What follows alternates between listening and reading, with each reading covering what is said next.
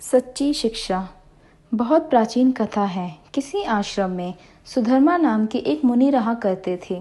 वे बड़े ही ज्ञानी और तपस्वी थे। उनकी विद्वता और विनम्रता की कीर्ति दूर दूर तक फैली हुई थी।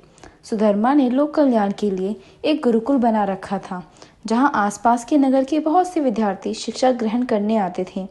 जिस नगर में सुधर्मा का आश्रम था, उसी नगर के राजा धर्मकीर्ति ने जब सुधर्मा की ख्याति सुनी तो उसने मुनि से भेंट करने का विचार किया।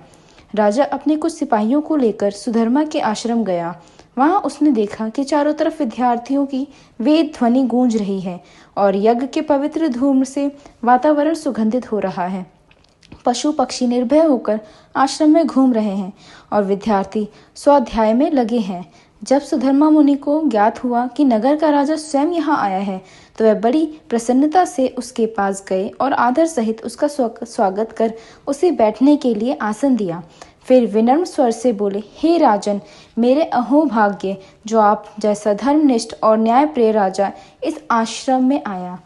कहिए, मैं किस प्रकार से आपकी सेवा कर सकता हूँ? मुनि के वचन सुनकर राजा धर्मकीर्ति ने कहा, हे मुनि, आपकी कीर्ति कौन नहीं जानता। आपकी विद्वता और विनम्रता पूरे जगत में विख्यात है। मैं आपके दर्शन करने के लिए आया था और चाहता था कि आप नगर में चलकर अपना गुरुकुल संचालित करें, जिससे अधिकाधिक बालकों का कल्याण हो सके। राजा की बात पर मुनि ने कहा, हे राजन, यद्यपि आपका विचार अच्छा है, पर शिक्षा दीक्षा के लिए ऐसा वातावरण चाहिए जहां विद्यार्थी अपने परिवार, वंश, धन व अभिमान से दूर रह सके। और मैं समझता हूँ कि ऐसा नगर से दूर इस आश्रम में रहकर ही हो सकता है। राजा धर्मकीर्ति कुछ चिंतित होकर बोला, मुनिवर, मेरे 3 पुत्र हैं और तीनों ही कुछ पढ़ना नहीं चाहते। वे प्रतिदिन अपना समय व्यर्थ के काम